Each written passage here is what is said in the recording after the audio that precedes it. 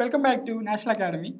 ഇന്നത്തെ ഒരു സെഷനിൽ നമ്മൾ ഡിസ്കസ് ചെയ്യുന്നത് NIOS higher secondary senior secondary വിദ്യാർത്ഥികൾക്ക് ഉണ്ടായിരിക്കുന്ന സബ്ജക്റ്റാണ് കമ്പ്യൂട്ടർ ആൻഡ് ഓഫീസ് ആപ്ലിക്കേഷൻ എന്ന് പറയുന്ന സബ്ജക്റ്റ്.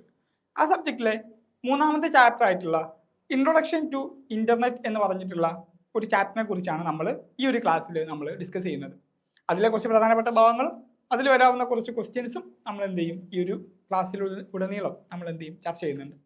ഓക്കെ, നമുക്ക് എന്ത് ചെയ്യാം, നമ്മുടെ സെഷനിലോട്ട് കടക്കാം.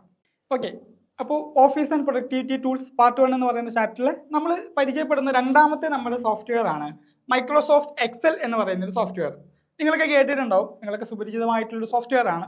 നമ്മൾ വേറെ കുറിച്ച് നമ്മൾ പറഞ്ഞു കഴിഞ്ഞു. ഓക്കെ, അപ്പോൾ ഈ ഒരു സോഫ്റ്റ്വെയർ എന്ന് പറയുന്നത് ഇതാണ് അതിൻ്റെ ഒരു ലോഗോ.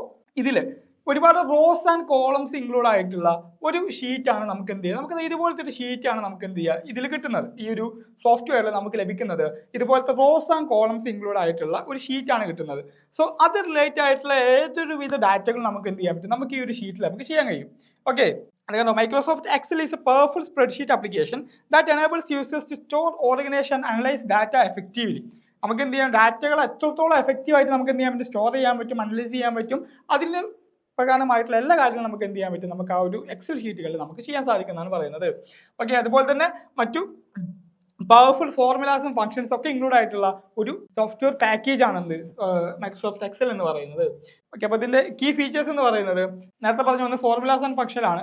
അതായത് ഒരുപാട് ടൈപ്പ് ഫോർമുലാസ് നമുക്ക് ഇതിൽ അവൈലബിൾ ആണ്. ഇത് എക്സാമ്പിൾ പറയുന്നത് സം ഉണ്ട്, ഓട്ടോ സം ഉണ്ട്, അതുപോലെ തന്നെ average, minimum, max, count if പോലത്തെ ഒരുപാട് എന്തുണ്ട് നമുക്ക് ഫംഗ്ഷൻസിൽ അവൈലബിൾ ആണ്. ഫംഗ്ഷൻസ് എന്ന് പറയുന്നത് നമ്മൾ ചെയ്യുന്ന എന്ത് പ്രവൃത്തിയാണ് നമുക്ക് എന്താ പറയുക ഈസി ആയിട്ട് നമുക്ക് ചെയ്യാൻ പറ്റുന്ന ഒരു ഭാഗം, ഈസി ആയിട്ട് ചെയ്യാൻ പറ്റുന്നതാണ് ഈ ഫംഗ്ഷൻസ് എന്ന് പറയുന്നത്. ഓക്കെ, അപ്പോൾ അത് പ്രകാരമുള്ള ഒരുപാട് ഫംഗ്ഷൻസ് എന്താണ് നമുക്ക് ഈ ഒരു എക്സലിൽ നമുക്ക് അവൈലബിൾ ആണ് എന്ന് പറയുന്നുണ്ട്. ഓക്കെ, അതുപോലെ തന്നെ ഡാറ്റ ഫോർമാറ്റിംഗ് എന്ന് പറയുന്ന ഒരു ഭാഗം, ഇങ്ങനെയാണ് ഇതിന്റെ ഡാറ്റ ഫോർമാറ്റിംഗ് എന്ന് പറയുന്നത്. ആദ്യം നമ്മൾ എന്ത് ചെയ്യാണ്, ആ ഒരു സെല്ല് എന്ന് പറയുന്നത് റോസും കോളംസും കൂടി ചേരുന്നതിനാണ് നമ്മൾ സെല്ല് എന്ന് പറയുന്നത്. അതായത് അതിലൊരു സിമ്പിൾ ബോക്സുകൾ, ആ സെല്ലുകളിലാണ് നമ്മൾ എന്ത് ചെയ്യുക, ഡാറ്റകൾ എൻ്റർ ചെയ്യുക. അതിൽ വെച്ചിട്ടാണ് നമ്മൾ എന്ത് ചെയ്യുന്നത്, അതിനെ മറ്റു കാര്യങ്ങളോട്ട് നമ്മൾ മാറ്റിയിട്ട് നമ്മൾ അതിന്റെ ഫംഗ്ഷൻസ് ആണെങ്കിലും അതുപോലെ തന്നെ മറ്റെല്ലാ രൂപത്തിലൂടെ അതിനെ മാറ്റുന്നത്. അതുപോലെ തന്നെ വേർഡ് പോലെ തന്നെ ഇതിന്റെ ടാസ്ക് ബാറുകളും റിബൺ സ്റ്റൈൽ തന്നെയാണ്, ആ ഒരു സെയിം സ്റ്റൈൽ തന്നെയാണ് ഇതിലുള്ളത്. അതുപോലെ തന്നെയാണ് അത് ഓരോ ഓപ്ഷന്റെ കീഴിലും ഒരുപാട് ഓപ്ഷൻസ് വരുന്ന രീതിയിലുള്ള കാര്യങ്ങളാണ് ഇതിൽ നമ്മൾ ചെയ്യുന്നത്. ഓക്കെ, അതുപോലെ തന്നെയാണ് ഇതിൽ മറ്റൊരു പ്രധാനപ്പെട്ട ഭാഗമാണ് ഡാറ്റ അനാലിസിസ് ആൻഡ് വിഷ്വലൈസേഷൻ എന്ന് പറഞ്ഞിട്ട് നമുക്ക് ഒരുപാട് രൂപത്തിലുള്ള ചാർട്ടുകളും അതുപോലെ തന്നെ ഈ ഒരു നമുക്ക് കിട്ടിയിട്ടുള്ള ഡാറ്റകളെ വിഷ്വലൈസ് ചെയ്ത് കാണിക്കാൻ പറ്റിയിട്ടുള്ള ഒരുപാട് കാര്യങ്ങൾ നമുക്ക് എന്തുണ്ട്, നമുക്ക് ഈ ഒരു എക്സലിൽ നമുക്ക് അവൈലബിൾ ആണ് എന്ന് പറയുന്നുണ്ട്. ഓക്കെ, അതുപോലെ തന്നെ ഏതൊരു കാര്യത്തിൻ്റെ ഒരു ഡാറ്റാബേസ് പോലെ നമുക്ക് ക്രിയേറ്റ് ചെയ്യണമെന്നുണ്ടെങ്കിലൊക്കെ നമുക്ക് എന്താണ്, നമുക്ക് ഈ ഒരു എക്സൽ നമുക്ക് അതിന് ഉപയോഗിക്കാമെന്ന് പറയുന്നു. അപ്പോൾ ഇത്രയും കാര്യങ്ങളാണ് നമുക്ക് ഈ ഒരു ഭാഗത്തിൽ നമുക്ക് ചർച്ച ചെയ്യാനുള്ളത്.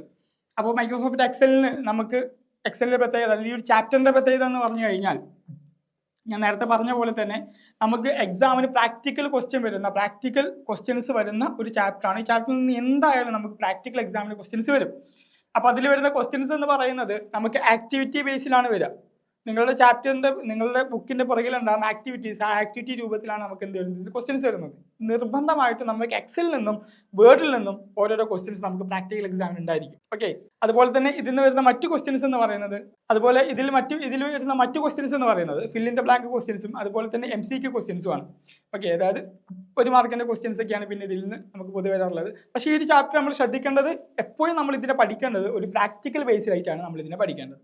ഓക്കെ, അപ്പോൾ ആ രീതിയിലൊക്കെയുള്ള ക്ലാസ്സുകളും അതുപോലെ തന്നെ നമ്മുടെ ആക്ടിവിറ്റീസ് പോലത്തെ ക്വസ്റ്റ്യൻസുകളും അത് ക്വസ്റ്റ്യൻ ചെയ്യുന്ന രീതികളും ഒക്കെ നമുക്ക് എന്താണ് ഞങ്ങളുടെ നാഷണൽ അക്കാഡമി ക്ലാസ്സിൽ നിങ്ങൾക്ക് അവൈലബിൾ ആണ്. നാഷണൽ അക്കാഡമിയുടെ ആപ്പിൽ ഇതിൻ്റെ അഡ്വാൻസ്ഡ് ആയിട്ടുള്ള ക്ലാസ്സുകൾ നിങ്ങൾക്ക് അതിൽ കംപ്ലീറ്റ്ലി അവൈലബിൾ ആണ്. നിങ്ങൾക്ക് അത് ആക്സസ് ചെയ്യണമെന്നുണ്ടെങ്കിൽ നിങ്ങളുടെ തന്നെ നമ്മുടെ നാഷണൽ അക്കാഡമി ടീമുമായിട്ട് ബന്ധപ്പെടുക. അതെല്ലാം തന്നെ താഴെ കാണുന്ന നമ്പറിലോ മറ്റു കോൺടാക്ട് ചെയ്യാം.